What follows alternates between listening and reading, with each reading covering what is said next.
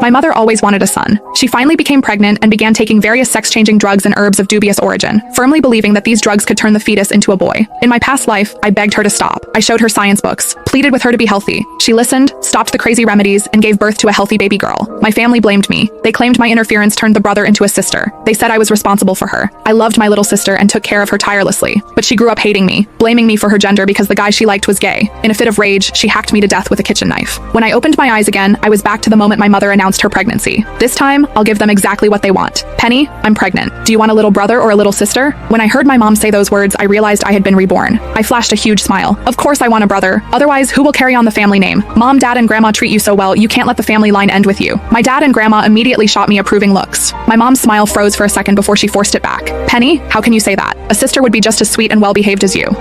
In my last life, when I honestly said I wanted a sister, she went crying to Dad and Grandma, claiming I cursed her to have a girl because I was afraid a brother would steal my inheritance. Dad beat me black and blue for that. What's good about a girl? If you don't give me a brother, who's going to have my back? When I make money, am I supposed to give it to outsiders? I said with righteous conviction. Grandma beamed, grabbing my hand. Our Penny has grown up. She finally understands. I hugged Grandma affectionately. Grandma, it's all thanks to my little brother. Just the thought of him makes me sensible. He's going to be the pillar of this family. In the past, whenever Dad and Grandma bullied Mom, she would just cry. I'd rush to defend her, only for her to turn around, play peacemaker, and join them in scolding me for being disrespectful. I took countless beatings for her. Never again. Mom's face turned pale, and she looked like she might faint. Soon enough, Grandma found some gender-swapping pills for Mom. Even though it's probably a boy, we can't leave it to chance. I spent a fortune on these pills. The seller guaranteed it'll be a boy if you finish the course. Grandma handed the bottle to Mom. Mom looked at me. I focused on mopping the floor, pretending not to see a thing. She had no choice but to take them. Grandma, I heard pregnancy makes you forgetful. Maybe you should keep the pills and give them to Mom every day. This is about my little brother. We can't risk any mistakes, I suggested. You love taking them? Eat up.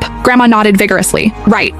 Penny is so smart. All that schooling wasn't for nothing. I gave Grandma a sweet smile. That night, while Dad was working the night shift, Mom pulled me into the master bedroom. Penny, I don't want to take those pills. Look at these news articles. They say those pills are dangerous, she whimpered, showing me her phone. So she knew. She knew they were scams, yet in my past life, she told my sister that if I hadn't stopped her, my sister would have been a boy. I treated her as my closest ally, a fellow victim of this family. I fought her battles, and she sacrificed me without hesitation. Good. Very good. I smiled slightly and raised my voice. Mom, how can you believe the media? They write nonsense all the time. I walked out of the room shouting, Grandma, come quick. Mom doesn't want to take the pills. Mom couldn't stop me in time. Grandma rushed in hearing my shout. I shoved the phone in Grandma's face. Grandma, look! Mom is reading this garbage because she doesn't want to take the pills. She doesn't want a son. Grandma was illiterate, but she squinted at the phone anyway. Mom, no. It was Penny who told me this. She's always scheming. How would I know about this stuff? Mom immediately tried to throw me under the bus. I widened my eyes innocently and pulled out my old Nokia phone, playing the recording I had just made. The recording stopped right before her accusation. Mom was speechless. For the sake of the grandson in her belly, Grandma didn't